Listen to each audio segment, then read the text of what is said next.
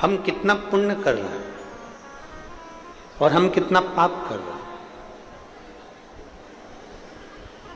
जितने भी संसार के लोग हैं ना, ये अपने पुण्य को तो गिनते हैं कि मैंने गौ माता को रोटी दी, गाय को रोटी दी, मैंने पुण्य किया।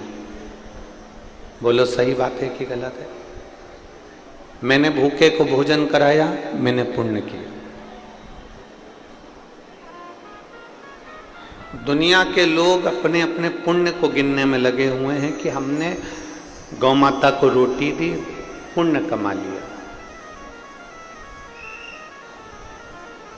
हमने कथा सुन ली, पुण्य कमा लिया। हमने शंकर जी के मंदिर में जाकर एक लोटा जल समर्पित कर दिया, पुण्य कमा लिया। ये जितना संसार का मनुष्य है, संसार में रहने वाला प्रत्येक मनुष्य अपने पुण्य को देखता कि हमने ये पुण्य कमाया। परशु महापुराण की कथा कहती है, कभी कभी पुण्य के साथ में पाप का भी एक प्रारंभ हो जाता है। कभी कभी पुण्य के साथ में हम पाप भी कर बैठते।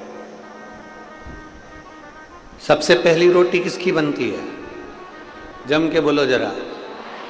सबको मालूम है, जितने यहां बैठे हो परतवाड़ा में, और जितने आस्था चैनल पर सुन रहे हैं, जितने फेसबुक यूट्यूब पर सुन रहे हैं, जितने मोबाइल पर सुन रहे हैं, वो भी जानते हैं कि सबसे पहली रोटी गौ माता की बनती है।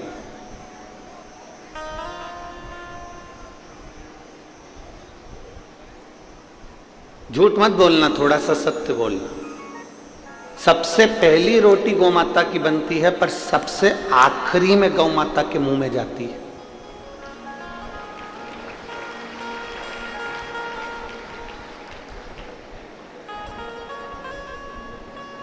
कोई कोई ऐसा होगा जिसके घर में पहली रोटी बनी और गाय के मुख में पहले ही चली गई, पर हम तो नहीं कह सकते। बोलो री जीजियों परतवाड़ा की, सत्य है कि गलत है? और मेरा विश्वास कहता है, एक भी जीजी मेरी झूठ बोलने वाली नहीं है, वो सत्य ही बोलेगी कि पहली रोटी गाय की बनती है, पर महाराज जी वो रोटी सबसे पहले गाय के मुख में नहीं जाती है, डब्बे पर रखी रहती है। फिर धीरे धीरे घर का पूरा फैलारा उड़ जाता है, सब खाना खाकर चले जाते हैं, भोजन करके चले जाते हैं। तब दोपहर में या शाम के 3-4 बजे जब गाय आती है, तब वो रोटी उसके मुख में जाती है।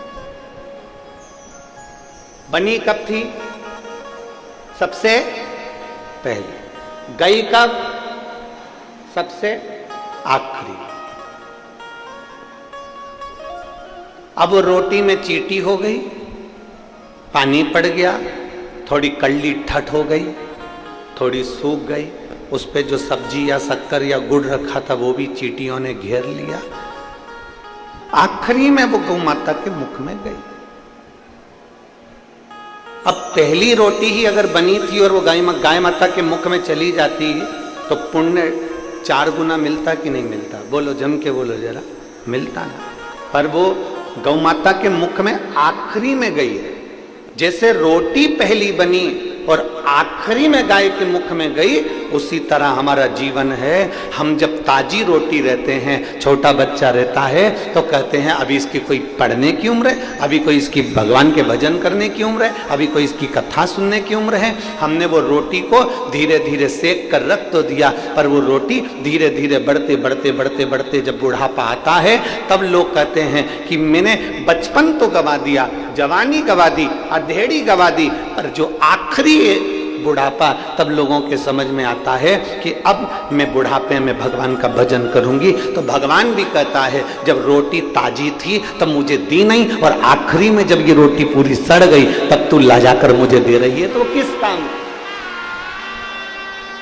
उस रोटी का मतलब क्या? और बचपन खेल में